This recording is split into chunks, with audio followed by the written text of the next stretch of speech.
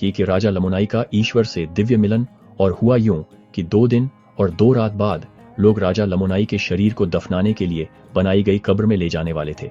लेकिन उनकी रानी ने अम्मन के बारे में सुनकर एक चमत्कार की उम्मीद में उसे बुलाया। अब रानी ने अम्मन की प्रसिद्धि के बारे में सुनकर चाहा कि वह उसके पास आए। उसे एक पवित्र ईश्वर के भविष्यवक्ता के रूप में उसकी शक्ति पर विश्वास था, जो उनके नाम पर शक्तिशाली कार्य कर सकता था। अम्मन ने आकर उसे बताया कि राजा मरा नहीं है, बल्कि ईश्वर में सोया है और कल फिर से उठेगा। रानी ने केवल अम्मन और अपने सेवकों के शब्दों पर भरोसा करते हुए विश्वास किया कि जैसा उसने कहा था वैसा ही होगा। और हुआ यूं कि राजा लमोनाई जाग उठा और उसने ताली बजाई और ईश्वर के नाम को धन्य कहा।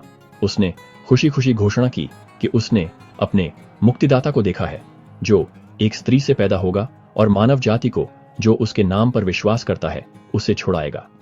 आत्मा से भरे हुए उसके शब्दों ने रानी और सेवकों को दिव्य उपस्थिति से अभिभूत होकर पृथ्वी पर गिरने पर मजबूर कर दिया। अब अम्मन ने देखा कि प्रभु की आत्मा उसकी प्रार्थनाओं के अनुसार लमनाइयों पर उंडेली गई है, जो उसके भाई थे, जो अपने अधर्म और अपनी परंपराओं के कारण नफाइयों या परमेश्वर के सभी लोगों के बीच इतने शोक का कारण बने हुए थे। वह अपने घुटनों के बल गिर पड़ा और प्रार्थना में अपनी आत्मा उंडेलने लगा और परमेश्वर का धन्यवाद करने लगा। अब उनमें से अबीश नाम की एक स्त्री थी, जो अपने पिता के एक उल्लेखनीय दर्शन के कारण कई वर्षों से प्रभु की ओर परिवर्तित हो गई थी।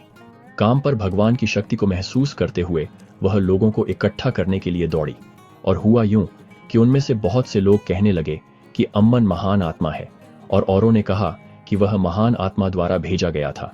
परंतु औरों ने उन सबको यह कहकर धिक्कारा कि वह एक राक्षस है, जो नफाइयों की ओर से उन्हें पीड़ा देने के लिए भेजा गया है।